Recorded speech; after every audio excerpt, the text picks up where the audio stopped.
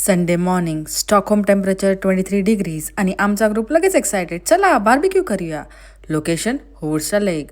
सगळं मस्त होतं, पण एक छोटी प्रॉब्लेम झाली. Coals would not burn. आम्ही सगळे सायंटिस्ट मोडमध्ये गेलो. पेपर, लायटर, ब्लोईंग सगळं ट्राय केलं, पण कोल म्हणत होता नॉट टुडे गायज. आणि सूरज काय करतो, तो न्यूजपेपरचा विंड पाईप बनवून कोलला ऑक्सिजन सप्लाय देत होता, जसा नासाच रॉकेट लॉन्च करत असेल. आणि सर्व भाज्यांना बेबीक्यू स्टिक्सवर VIP ट्रीटमेंट मिळत होती.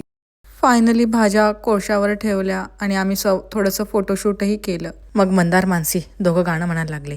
आधी हाताला चटके मग मिळते बार्बिक्यू. प्लीज इग्नोर माय सुंदर व्हॉइस गाईज. मग सूरज भाज्यांना वारा घालतो, कारण त्यांना गरम होत होतं ना. तोपर्यंत सगळ्यांना इतकी भूक लागली होती की बार्बिक्यू रेडी होण्याचं वेट कोण करणार. साईड डिशेस ऑलरेडी गायब. सन पण फुल फॉर्म मध्ये होता. आम्ही बार्बिक्यू करतोय की बार्बिक्यू आम्हाला करतोय काही कळेना. आणि स्किन किती पण टॅन झाली तरी आम्हाला उन्हात बसूनच बार्बिक्यू खायचे होते. पोट भरून बार्बिक्यू झालं.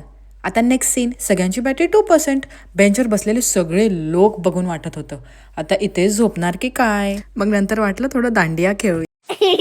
मग क्विक क्लीनअप आणि next destination Deepali Suraj house. आणि मग काय, सूरजला वर्ल्ड कप जिंकल्याची फिलिंग आली. नंतर इहिता लेक जवळ क्यूट डक्स बघायला थांबली. आणि आरो काय, त्याने तर ब्रेड फीडिंग सर्व्हिसेस सुरू केली. मग 1.5 किलोमीटर चालल्यानंतर फायनली घरी पोहोचलो. सूरजने मस्त सगळ्यांसाठी कटिंग चाय बनवली आणि मग सुरू झाला सिक्वेन्स वॉर.